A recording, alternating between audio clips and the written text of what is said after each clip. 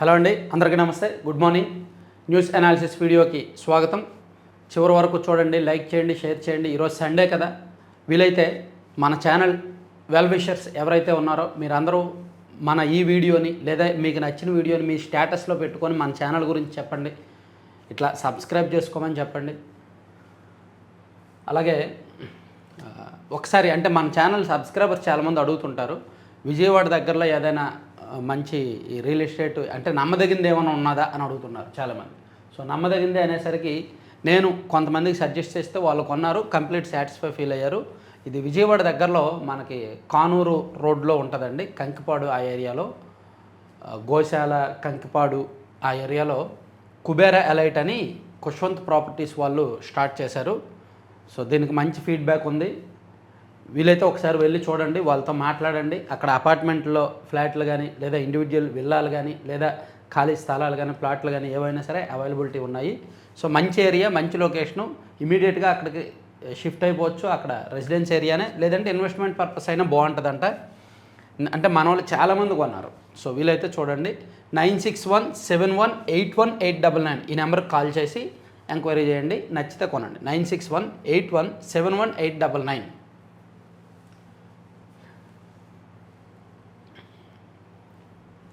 అలాగే వాళ్ళదే బందర్లో కూడా ఒక ప్రాజెక్ట్ ఉంది, కుబేరా ఎంపైర్. సో బందర్లో కొనాల్సిన వాళ్ళు బందర్ పోర్టు దగ్గర ఇన్వెస్ట్మెంట్ చేస్తే బాగుంటుంది అనుకుంటే పోర్టు దగ్గర కూడా కొనవచ్చు. రెండు సరే, అది పక్కన పెడితే 22A భూములకు ఏడాదిలో పరిష్కారం చూపిస్తామని చెప్పి సీఎం చంద్రబాబు గారు నిన్న చెప్పారు. పూర్తిగా అధికారులపై వదిలేస్తే కొందరు ప్రజల రక్తం పీల్చేస్తారు, రీసర్వే చేసి సమస్యలు తీరుస్తాం. కంగుందులో 60 ఏళ్ల అనుభవదారులకు పట్టాలు ఇచ్చాం. రాజకీయాలపై ప్రజలంతా ఆలోచించాలి. గొడ్డలి పార్టీని మళ్ళీ రానివ్వద్దు. కుప్పం పర్యటనలో సీఎం చంద్రబాబు 3 రోజుల కుప్పం పర్యటనలో భాగంగా మొదటి రోజు సీఎం గారు 27 పరిశ్రమలకు శంకుస్థాపన చేశారు. సుమారుగా 9322 కోట్ల పెట్టుబడితో 27 పరిశ్రమలకు శంకుస్థాపన చేశారు. కుప్పం చరిత్రలో హైయెస్ట్. ఇక నిన్న రెండో రోజు కంగుందులో పట్టాలు పంపిణీ చేశారు. 60 ఏళ్ళ నుంచి వాళ్ళ పట్టాలు కోసం వెయిట్ చేస్తున్నారు. 322 మంది రైతులకు 460 ఎకరాల అటవీ భూములను పట్టాలుగా ఇచ్చారనమాట. సో ఈ సందర్భంగా 22A భూముల ప్రస్తావన మరోసారి వచ్చి 1 ఇయర్లో సమస్యలన్నీ పరిష్కరిస్తామని సీఎం గారు చెప్పారు. అయితే ఇది అవదమ్మా, 1 ఇయర్లో చాలా కష్టమమ్మా. లక్షలాది ఎకరాలు ఉన్నాయమ్మా 22Aలో నిషేధిత జాబితాలో. వైసీపీ వాళ్ళకి నచ్చని వాళ్ళ భూములన్నీ 22Aలో పెట్టేశారు. ఒక గ్రామంలో వైసీపీ వాళ్ళకి నచ్చలేదు అనుకో, ఎవరైనా రైతు లేదంటే ఎవరైనా భూమి ఉన్నాడు, వాళ్ళని ఎంఆర్ఓతో మాట్లాడి 22Aలో పెట్టే మనం చూసుకుందాం, వచ్చే ఎలక్షన్స్లో మనకు ఓటేస్తేనే మనం ఇచ్చేద్దాం అనేటట్టు అరాచకాలు చేశారు. సో దాంతో చాలామంది భయపడి ఆ పార్టీకి ఆ నాయకులకు భయపడి బిక్కుమంటూ ఉన్నారు. సో ఎన్నికల టైంలో ఇంకా ఎన్నాళ్ళు భయపడతాంలే అని చెప్పి రివర్స్లో ఓటేశారు. సో ఇప్పుడు దాన్ని పరిష్కరిస్తాం ఏడాదిలో అంటే ఇది అయ్యే పని కాదు. ఇక వైద్య సేవ ముసుగులో కాసుల వేట. 2 ఏళ్లలో 19,526 తప్పుడు క్లెయిములు. కొన్ని నెట్వర్క్ ఆసుపత్రుల బరితెగింపు. ఎన్టీఆర్ వైద్య సేవ మెడికల్ ఆడిట్లో బయటపడిన బండారం.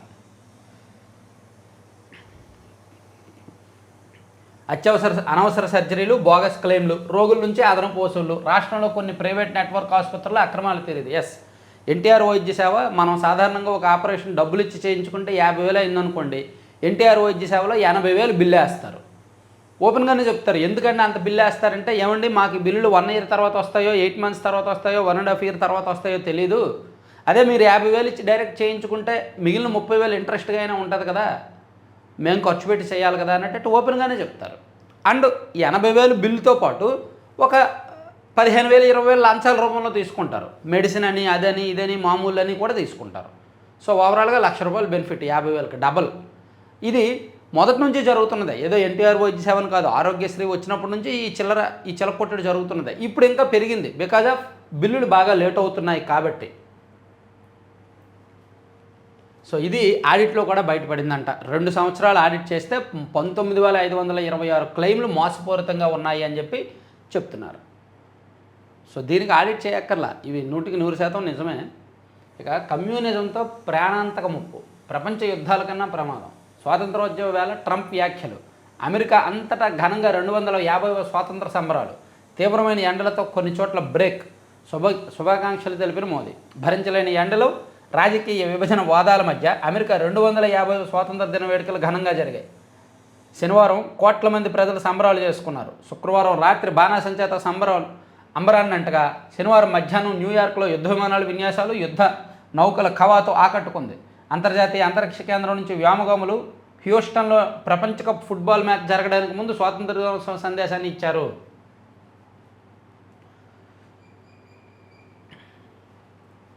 అలాగే డీజిల్లో అంట 15% ఐసోబ్యూటనాల్ అని కేంద్ర మంత్రి నితిన్ గడ్కరీ గారు చెప్పారు.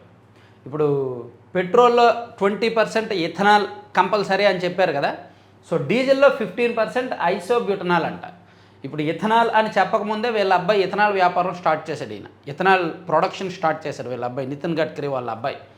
సో సాధారణంగా ఎక్కడైనా ఒక ప్రాజెక్ట్ వస్తుందంటే ముందుగానే భూములు కొంటారు కదా, దాన్ని ఇన్సైడర్ ట్రేడింగ్ అంటారు కదా. మరి దీన్ని ఏమంటారు? కేంద్ర ప్రభుత్వంలో ఆయన అధికారంలో ఉన్నారు. సో ముందుగా లీకులు ఉంటాయి ఇంటర్నల్గా. ఇదిగో కేంద్రంలో ఒక నిర్ణయం తీసుకోబోతున్నారు, పెట్రోల్లో కంపల్సరీ ఇథనాల్ కలపాలని, వచ్చే ఏడాది నుంచి అది అమల్లోకి రాబోతోంది. సో ఆ తర్వాత ఎవడో ఆ పరిశ్రమ పెట్టే బదులు మనం ముందే పెట్టేద్దామని చెప్పి వీళ్ళ అబ్బాయి 1.5 year 2 years ముందే ఇథనాల్ ఉత్పత్తి పరిశ్రమ పెట్టాడు. అలాగే ఇప్పుడు ఐసోబ్యూటనాల్ అంట డీజిల్లో కంపల్సరీ. చమురు దిగుమతుల బిల్లు భారాన్ని తగ్గించడంతో పాటు పర్యావరణ అనుకూల విధానాలు అవలంబించేందుకు ఉన్న ప్రతి అవకాశాన్ని ప్రభుత్వం పరిశీలిస్తోందని కేంద్ర రోడ్డు రవాణా శాఖ మంత్రి నితిన్ గడ్కరీ వెల్లడించారు. కేంద్ర మంత్రుల్లో ఎవరి మీద లేనటువంటి ఆరోపణలు నితిన్ గడ్కరీ గారి మీద వస్తాయి. హైవే కాంట్రాక్టర్ ఉన్నాయి కదా, హైవేలు మీరు ఎక్కడ చూడండి పెద్ద పెద్ద హైవేలన్నీ కూడా దిలీప్ కన్స్ట్రక్షన్స్ అనే పేరుతో జరుగుతాయి. ఆ దిలీప్ ఎవరో తెలుసా? మహారాష్ట్రలో వీళ్ళ బంధువులకు సంబంధించింది అంటారు. వాళ్ళు రాష్ట్రాల స్థాయిలో ఎమ్మెల్యేని, మినిస్టర్ని ఎవరిని లెక్క చేయరు. Direct CMO to Nitin Gadkari గారి ఆఫీస్. మధ్యలో ఏదైనా ఎమ్మెల్యే వెళ్ళి నాకు ఇంత లంచం ఇవ్వాలి అని అడిగాడా అతని మీద కంప్లైంట్ వెళ్ళిపోద్ది. నాకు ఈ విషయం అక్కడ ఒంగోలు చీరాల హైవే 2017-18లో వేశారులే, అప్పుడు తెలిసిందనమాట. లోకల్ ఎమ్మెల్యేలకు చుక్కలు చూపించారు వాళ్ళు. సో చాలా చోట్ల అంటే నేను ఇక్కడ ఇది మంచి నిర్ణయమే, ఈ నిర్ణయాన్ని నేను సమర్థిస్తాను. పర్యావరణ అనుకూలత కోసం అండ్ దిగుమతుల బిల్లుల భారాన్ని తగ్గించడానికి అన్ని రకాలుగా మంచి నిర్ణయమే. కానీ దీనిలో జరుగుతున్న అంతర్గత వ్యవహారం కూడా చెప్పాలి కాబట్టి చెప్తున్నా. ఇక పుష్కరాలకు 1500 కోట్లంట. ఇవి ప్రాథమిక కేటాయింపే. రాజమహేంద్రవరం నగరపాలక సంస్థకు వివిధ పథకాలతో కలిపి 580 కోట్లు. అమరావతి శాఖ మంత్రి పురపాలక శాఖ మంత్రి నారాయణ గారు వచ్చే ఏడాది జూన్ 26 నుంచి జరగనున్న గోదావరి పుష్కరాలకు ప్రాథమికంగా 1500 కోట్లు కేటాయించేందుకు సీఎం చంద్రబాబు సూచనప్రాయంగా అంగీకరించారని పురపాలక శాఖ మంత్రి నారాయణ చెప్పారు. కేంద్రం నుంచి నిధులు తీసుకొచ్చే ప్రయత్నాలు సాగుతున్నాయన్నారు. రాజమహేంద్రవరం నగరపాలక సంస్థ కార్యాలయంలో శనివారం నిర్వహించిన సమీక్షా సమావేశంలో ఆయన మాట్లాడారు. సో ఇది పుష్కరాలకు గతంలోనే 1500 కోట్లు కేటాయించారు 2015 పుష్కరాలకి. ఇప్పుడు 1500 కోట్లు చాలవుగా. ఆ 1500 కోట్లు ఒక 3-4 ఎమ్మెల్యేలు, ఒక ఎంపీ గారు కలిపి పనులు చేసుకొని ఎంతో కొంత లబ్ధి పొందారు. తాత్కాలిక పనులు, ఓన్లీ పుష్కరాల వరకు బాగుంటే చాలు అనుకునే పనులే కాబట్టి డబ్బులు ఎక్కువ మిగులుతాయి ఈ పనుల్లో. సో అందుకే ఇప్పుడు కూడా ఈ పనుల కోసం చాలామంది పోటీ పడుతున్నారు. ఇక సాయికృష్ణ కేసులో ఆ తల్లండి కాళ్ళల్లో మేకులు కొట్టి స్టేషన్లో చిత్రహింసలు, నాకు 2 రోజులు టైం ఇస్తే నేను ఆధారాలు తీసుకొస్తానని చెప్పి సాయికృష్ణ తల్లి విజయలక్ష్మి తీవ్రమైన ఆరోపణలు చేస్తున్నారు. కాళ్ళల్లో మేకులు కొట్టి స్టేషన్లో చిత్రహింసలు, 2 రోజులు సమయం ఇస్తే ఆధారాలు తీసుకొస్తా. ఆమె నుంచి ప్రాథమిక వాంగ్మూలం తీసుకున్న ఆర్డీఓ సాయికృష్ణ దీనిపై మొదలైన మెజిస్ట్రియల్ విచారణ. ఓకే, ఇక లంచ్ బాక్స్లో ఆరోగ్యాన్ని సర్దుదాం.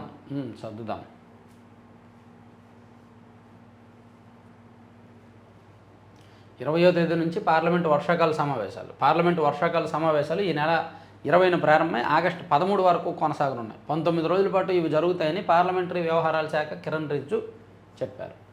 మంచిది.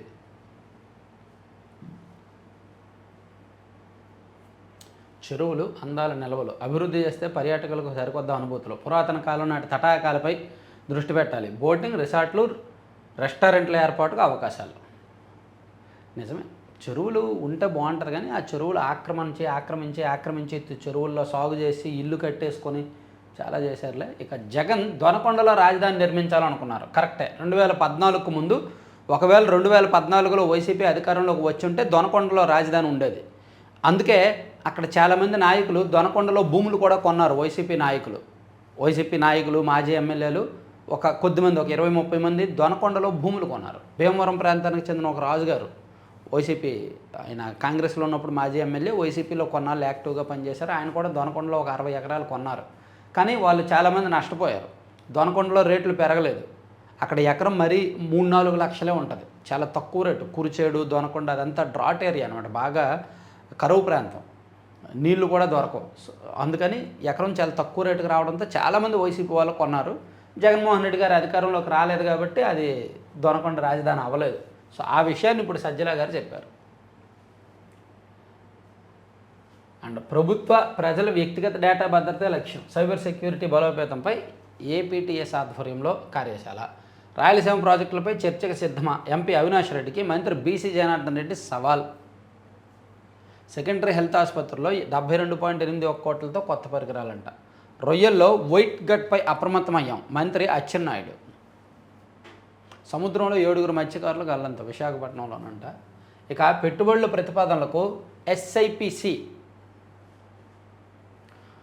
రాష్ట్రంలో పెట్టుబడులు పెట్టేందుకు వివిధ సంస్థల నుంచి వచ్చిన ప్రతిపాదనలపై చర్చించేందుకు ప్రభుత్వ ప్రధాన కార్యదర్శి సాయి ప్రసాద్ అధ్యక్షతన రాష్ట్ర పెట్టుబడులు ప్రోత్సాహక కమిటీ కమిటీ వేరు, మండలి వేరా. రాష్ట్ర పెట్టుబడులు ప్రోత్సాహక మండలి ఒకటి ఉంటుంది, ఎస్ఐపిబి, ఇదేమో ఎస్ఐపిసి అంట.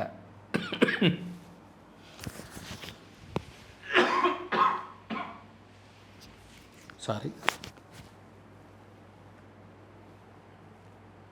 గాడిన పడని నర్సింగ్ విద్య, 5 ఏళ్లలో భర్తీ కాని సీట్ల సంఖ్య 33,245. విద్యా సంవత్సరం ప్రారంభంలో జాప్యమే అసలు సమస్య. నిజంగా అండి, బీఎస్సీ నర్సింగ్ మన దగ్గర నర్సింగ్ అంటే చీప్, కానీ ఇతర దేశాల్లో, జపాన్, జర్మనీ, ఇతర దేశాల్లో నర్సులు అంటే విపరీతమైన డిమాండ్, విపరీతమైన శాలరీ ఎక్కువ ఉంటుంది, అండ్ గౌరవిస్తారు కూడా. డాక్టర్లతో ఈక్వల్ ప్రయారిటీ ఉంటుంది విదేశాల్లో నర్సులకి. మన దగ్గర మాత్రం నర్సులు అంటే చీప్గా చూస్తారు, వాళ్ళని హేళనగా చూస్తారు, అండ్ వాళ్ళని రకరకాల అవసరాల కోసం చూస్తుంటారు. అది ఆ హాస్పిటల్స్లో కొన్ని చోట్ల జరిగేది అది. అందుకే అది చదవడానికి చాలామంది ఇంట్రెస్ట్ చూపించట్లా. తెలంగాణ పోలీసుల అదుపులో భూపాల్ నాయక్, 40%, 8% వడ్డీ పేరుతో 6,000 మందికి కుచ్చుటోపి. వామ్మో, 48% వడ్డీ ఇస్తామని చెప్పి 6,000 మంది దగ్గర డబ్బులు కలెక్ట్ చేశాడంట. అయ్యా, వివాహితుల అక్రమ సంబంధాలకు గోప్యత హక్కు రక్షణ చట్టం వర్తించదు. విడాకుల కేసులో భర్త అభ్యంతరాలను తోసిపుచ్చిన సుప్రీంకోర్టు. భార్యాభర్తల విడాకుల మంజూరుకు వ్యభిచారం ఒక స్పష్టమైన కారణంగా హిందూ వివాహ చట్టం గుర్తిస్తుందన్న ఢిల్లీ హైకోర్టు వ్యాఖ్యలను సర్వోన్నత న్యాయస్థానం సమర్థించిందంట. వివాహ బంధాన్ని కొనసాగిస్తూనే వివాహేతర సంబంధం ఆరోపణలు ఎదుర్కొంటున్న భర్తకు గోప్యత హక్కు ప్రాతిపదికన న్యాయస్థానం అండగా నిలవడం ఏమాత్రం ప్రజాప్రయోజనం కాదని చెప్పారు. ఇక నన్ను ఆపాలనుకుంటే చంపేయండి మమత, మనకు కావాల్సింది సింగం పుష్ప కాదు. బీహార్ భాజపా ఎమ్మెల్యేలకు 4 ఏళ్ల జైలు శిక్ష విధిస్తూ ఢిల్లీ కోర్టు వ్యాఖ్య. వారంలో గేమ్ మార్చేసాం, విమర్శకులు నోళ్లు ముయ్యించాం, పెట్రోల్ ఉత్పత్తులకు కొరత రాకుండా చూసాం, వాటి ధరల పెరుగుదలకు కళ్ళెం వేశాం. మోదీ తగ్గించండి, మరి ఇప్పుడు క్రూడ్ ఆయిల్ ధరలు తగ్గాయిగా, పెట్రోల్ ధరలు తగ్గించండి. ఇక అయోధ్యలో జేబులు లేని సిబ్బంది. అయోధ్యలో దొంగలు పడ్డారు కదా, అందుకే అయోధ్య రామాలయం స్టాఫ్కి ఎవరికి జేబులు ఉండకూడదంట. పాపం ఆ 23 మంది ఉగ్రవాదులే.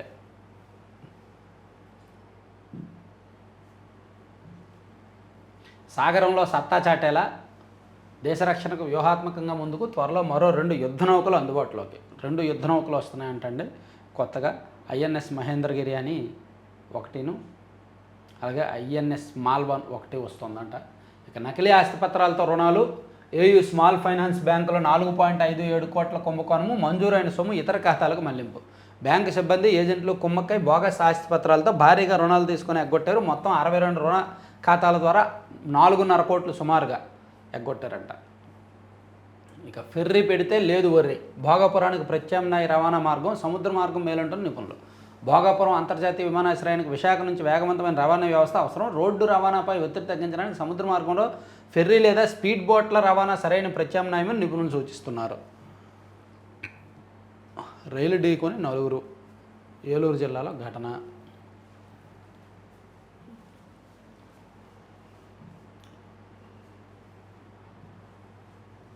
బడులు ఎక్కువ, పిల్లలు తక్కువ. సో ఇవన్నీ ఈనాడులో అంశాలు. కాసేపు పక్కన పెట్టి సాక్షిలో చూస్తే సరిగ్గా జరగడం లేదు సార్ అని సర్ ప్రక్రియ మీద ఒక వార్త రాశారు. నిజమే, 40% ఇంకొక 8 రోజులు మాత్రమే ఉంది ఎన్యూమిరేషన్ ఫామ్లు ఫిలప్ చేయడానికి. 8 కాదు 9 రోజులు అనుకుంటుంది. కానీ 40% మాత్రమే అయింది. ఇంకా 60% మిగిలి ఉండిపోయింది. చాలా చోట్ల అందని ఎన్యూమిరేషన్ ఫారాలు ఇవ్వకపోయినా ఇచ్చినట్టు రాసేసుకుంటున్న అధికారులు, ఫారాలు నింపడం తెలియక వాటర్ల ఇక్కట్లు, తాము నింపడానికి సమయం సరిపోవడం లేదంటున్న బిఎల్ఓలు, వివరాలు లేవన్న సాకుతో సచివాలయాల్లో పేరుకుపోతున్న ఫారాలు, 2002 ఓటర్ల జాబితాలో పేర్లు లేని ఓటర్ల పరిస్థితి ఘోరం, గత వివరాల కోసం సొంతోళ్లకు పక్క గ్రామాలకు పరుగులు, ఫారాలు నింపడానికి కొన్ని సచివాలయాల్లో డబ్బులు వసూళ్లు, మరో 10 రోజులే మిగిలి ఉండటంతో ఓటర్లలో భయం, సగం కూడా పూర్తిగానే డిజిటలైజేషన్, బిఎల్ఓలపై నెపం వేస్తున్న పై అధికారులు, అధికార పార్టీ నేతలు చెప్పిన వారికే ఫారాలు, రోజు వాళ్ళనే సంప్రదిస్తున్నామంటున్న బిఎల్ఓలు. సో సర్లో అనేక ఇబ్బందులు వచ్చి 60% ఫెయిల్ అయింది, 40% అయింది. ఇంకా చాలామందికి ఫారాలు అందట్లేదు, ఫారాలు ఎలా ఫిలప్ చేయలేదో తెలియట్లేదు. వీళ్ళు ఈ ఫారాలు ఇవ్వడానికి 2002 నాటి ఓటర్ల జాబితా తీసుకొని అప్పటికి ఎవరెవరికి ఓటు హక్కు ఉందో వాళ్ళకి ఇస్తున్నారు. మిగిలిన వాళ్ళు మాకు ఫారాలు ఇవ్వండి అని అడిగితే దానికి సంబంధించిన ఆధారాలు అడుగుతున్నారంట. ఇక నా కొడుకు క్రిమినలా, మీ వెనకాలే తిరిగాడు కదా, కాపులం ఓట్లు వేసి గెలిపించుకుంటే నిందలేస్తారా? కాపు యువకుడు గాదే సాయికృష్ణ తల్లి విజయలక్ష్మి, ఇప్పటికైనా నా కొడుకు బూడిద ఇవ్వండి అయ్యా, లేదంటే పెట్రోల్ పోసుకొని నడి రోడ్డుపై నా కొడుకుని చంపేశారు, ఇప్పుడు మమ్మల్ని చూస్తున్నారు. సాయికృష్ణని తీసుకెళ్లిన వాళ్ళని ఇంకా ఎందుకు అరెస్ట్ చేయలేదు? తీసుకురమ్మని చెప్పిన వాళ్ళపై ఎందుకు చర్యలు తీసుకోవట్లేదు? నా కొడుకు చేతులపై మేకులు కొట్టి చంపేయాల్సిన అవసరం ఏమిటి? పాప మా 2 నెలల తర్వాత ఎముకలు బూడిద ఎలా వచ్చాయి? ఇదంతా కూడా సృష్టి, ఇది నా కొడుకు కూడా కాదు, నన్ను మభ్యపెట్టలేరు అని చెప్పి ఆ తల్లి విజయలక్ష్మి చాలా స్ట్రాంగ్గా ఉన్నారు. ఆమె అసలు ఒప్పుకోవట్లేదు.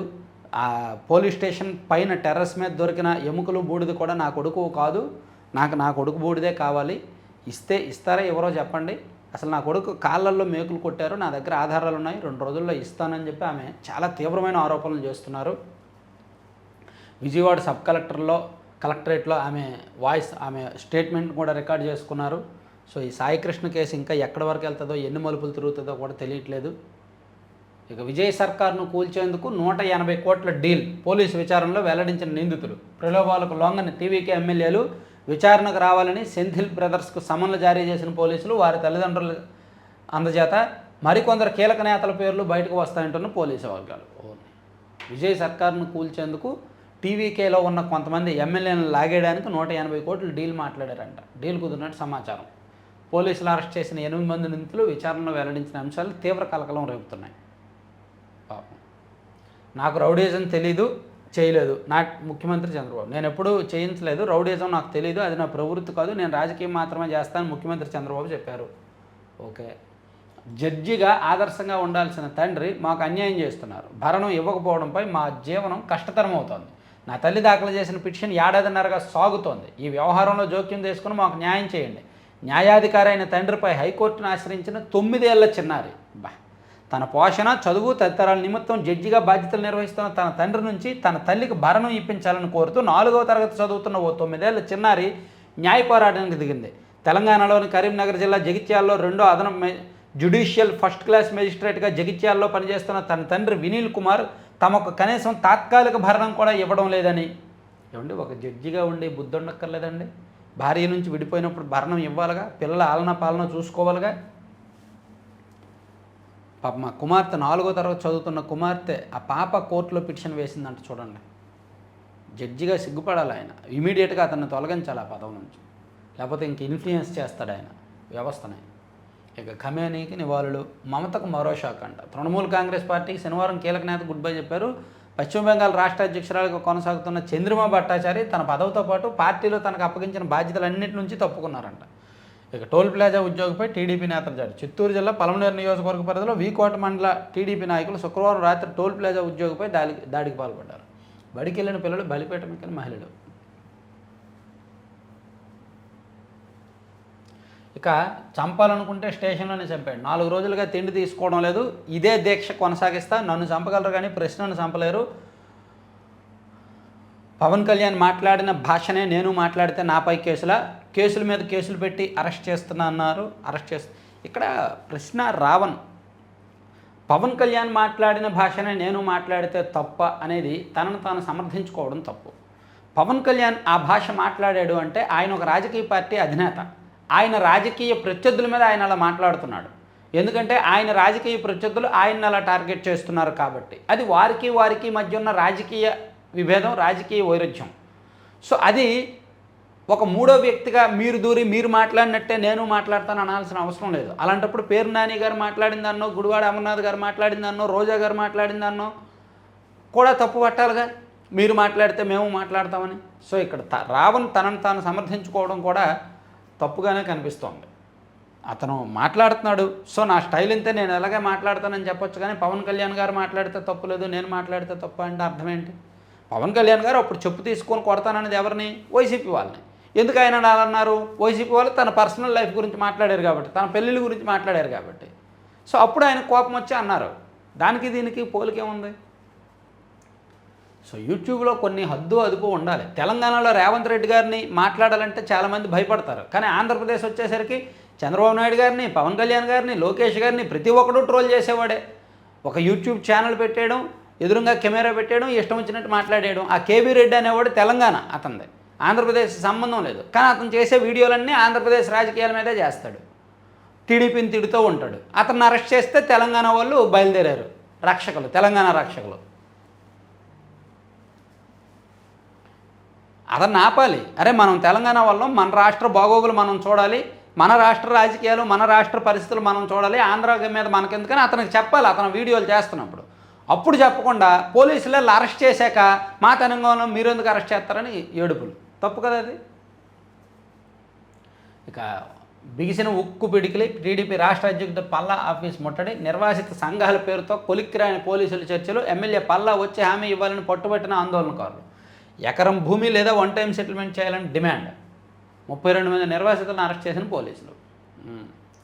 ఈ ఏడాదే డీజిల్లో ఐసోబ్యూటనాల్ 15% మిశ్రమం కలుపుతాం. తర్వాత నక్కపల్లి పోలీస్ స్టేషన్ వద్ద జనసేన అరాచకం, ప్రశ్న రావణ్ని అప్పగించాలంటూ పోలీస్. ఇది ప్రతి పోలీస్ స్టేషన్లో జరుగుతుంది. ఈరోజు ఏలూరు తీసుకొచ్చారుగా నిన్న సాయంత్రం, ఈరోజు ఏలూరులో కూడా అదే సినిమా జరుగుద్ది.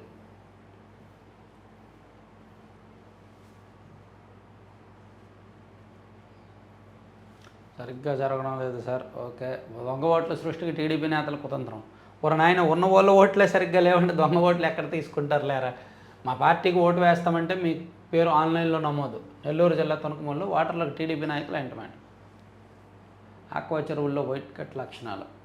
సరే, ఇవన్నీ సాక్షి పక్కన పెట్టేసి బాయ్ చెప్తే ఆంధ్రజ్యోతికి వెళ్తే, జనం విజ్ఞతకు జగన్ పరీక్ష. అంతేగా మరి, మీకు అమరావతి కావాలా, మావిగన్ కావాలా, మీరు ఆలోచించుకోండి అని చెప్పి జగన్మోహన్ రెడ్డి గారు చాలా క్లారిటీ ఇచ్చారు.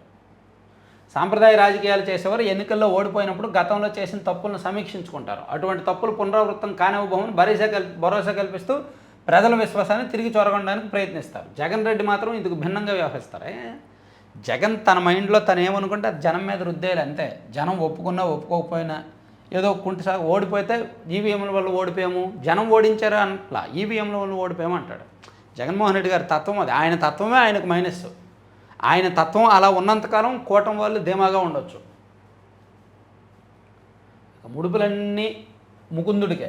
శ్రీవారి హుండీ అత్యంత భద్రం, అడుగడుగునా పటిష్టనగా నిశిత పర్యవేక్షణ, నిఘా నేళ్లలో తిరుమల పరకామణి లెక్కింపు, విజిలెన్స్ సాంకేతిక పరిజ్ఞానంతో అక్రమాలకు check, night vision, high resolution CC కెమెరాల ఏర్పాటు, మానవ ప్రమేయాన్ని తగ్గించేందుకు యాంత్రీకరణ, కంప్యూటరీకరణ, డిజిటలైజేషను, ఏఐతో సంస్కరణలు, అయోధ్య నేపథ్యంలో వెంకన్న హుండీపైన చర్చ.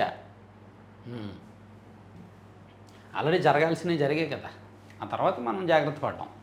ఇక 2 ఎకరాలు 6 పిటిషన్లు, అదే నేత భూమేత, విశాఖ ఎండాళ్ళలో మరో మాయ, ప్రభుత్వ భూమిలో పాగాకు యత్నం, 6 పిటిషన్లలో 2టికి ఆమోదం, రైత్వారీ పట్టా చేసేందుకు రంగం సిద్ధం, రెవెన్యూ సర్వే అధికారుల సహకారం, ఆ ఇలాకాలో ఆ నేత చెప్పినట్టే సర్వేలు, రిజిస్ట్రేషన్లో ఆయన కొనసాగలోనే, కాదంటే బదిలీ వేట తప్పదు.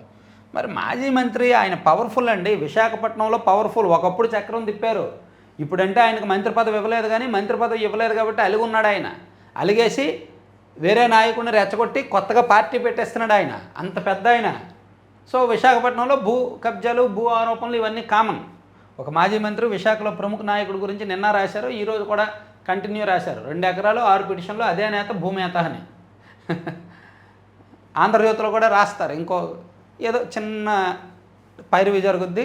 ఆ మాజీ మంత్రి గారు వెళ్తారు, ఆంధ్రజ్యోతి ఎండీ గారిని కలుస్తారు. ఏంటండి మీరు ఇలా రాస్తున్నారు, కొంచెం ఇబ్బందికరం చూడండి అది ఇది అని చెప్పి కుదిరిన తర్వాత ఆపేస్తారు. అప్పటి వరకు ఆంధ్రజ్యోతిలో రాస్తూనే ఉంటారేమో చూద్దాం. ఇక రౌడీ రాజకీయం, నేరస్తులతో సమాజానికి నష్టం.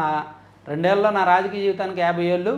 ఈ వయసులోనూ రౌడీలు మాఫియాతో రాజకీయాలు చేయాల్సి రావడం బాధాకరం. రౌడీలు రాజకీయాల్లోకి రావడం వల్ల వివేక కోడికత్తి డ్రామా.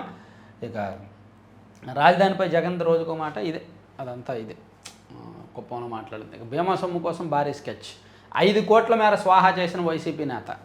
ఇది ఆందాలవలస నియోజకవర్గంలో ఒక మండల వైసీపీ అధ్యక్షుడు చేసిన దారుణం. వాళ్ళ బంధువుల పేరిట బీమా క్లెయిమ్లు చేయించి వాళ్ళు చనిపోక ముందే డెత్ సర్టిఫికేట్లు తీసుకొచ్చి బీమాలు తీసుకున్నాడు ఆయన. 5 కోట్ల వరకు మోసం చేశాడు. ఇది మన ఛానల్లో ఒక 3 నెలల కిందట వీడియో చేశాం, మీకు గుర్తుందో లేదో. 3 months అయింది వీడియో చేసి. సో అది నేను ఒక ఆ లింక్ మళ్ళీ చూపించి ఒకసారి ఎక్స్ప్లెయిన్ చేసి మళ్ళీ డీటెయిల్డ్గా చేస్తాను. చాలా పెద్ద మోసం ఇది. ఇంతకుముందు మెయిన్ స్ట్రీమ్ మీడియాలో రాలేదు, యూట్యూబ్లో కూడా మనమే ఫస్ట్ చేసింది ఇది. 3 months 4 months అయింది వీడియో చేసి. సో ఆమ్దాలవలసలో ఇన్సూరెన్స్ లేలలు, క్యాన్సర్ కిడ్నీ రోగుల అనేత లక్ష్యం. చివరికి తల్లిని భార్యను వదలమైనా వారి పేరిట పాలసీలతో కోట్లలో క్లెయిము. బంధువుతో కలిసి బీమా సంస్థలకు టోకరా, పోలీసుల అండ, బీమా ఏజెంట్లతో డీలు. 58 పాలసీలు తిరస్కరించిన ప్రైవేట్ సంస్థలు. ఉన్నతాధికారులకు టీడీపీ నేత ఫిర్యాదు. సిబిఐతో దర్యాప్తునకు డిమాండ్. ఇక వైభవ్ కొత్త చరిత్ర. వైభవ్ సూర్యవంశీ నిన్న మాంచెస్టర్లో T20 ఆడాడు. కాకపోతే మ్యాచ్ ఓడిపోయారు కానీ, బట్ 15 ఏళ్ల 99 రోజులకే సీనియర్ జట్టులోకి ఆడేశాడనమాట కుర్రాడు. ఇక రాష్ట్రంలో కుల మత ఘర్షణల కుట్రలు. పాత్రదారులుగా ప్రకాష్ రాజు, కృష్ణారావణ్. కుట్రదారుల నుంచి వీరిద్దరికి ఫండింగ్. చలి కాచుకునేందుకు సిద్ధంగా తాడేపల్లి ప్యాలెస్. అన్ని సంగతులు బయట పెడతాం మంత్రి దుర్గేష్. సో మొత్తానికి కృష్ణారావణ్ అరెస్ట్ వెనక ప్రకాష్ రాజ్ అతని గురించి మాటిమాటికి రోజుకొక వీడియో రిలీజ్ చేస్తుండడం వెనక ఒక పెద్ద కుట్ర దాగి ఉంది అని చెప్పి జనసేన నాయకులు చెప్తున్నారు. అదే కుట్ర ఉంటే మాత్రం ప్రకాష్ రాజ్ గారిని కూడా లోపలేసేయాలి, తప్పులేదు. ఇక డీజిల్లో 15% మిక్సింగ్. ఓకే, ద్వితీయం అద్వితీయమే. వైద్య చికిత్స కోసం సెకండ్ ఒపీనియన్ ఎప్పుడూ మంచిదే. రోగుల్లో పెరుగుతున్న ఈ ధోరణి, సందేహాలు, భయాలు, పటాపంచలు. సెకండ్ ఒపీనియన్ కోసం కొన్ని ఆసుపత్రుల్లో ఉచిత కన్సల్టెన్సీలు. Second opinion.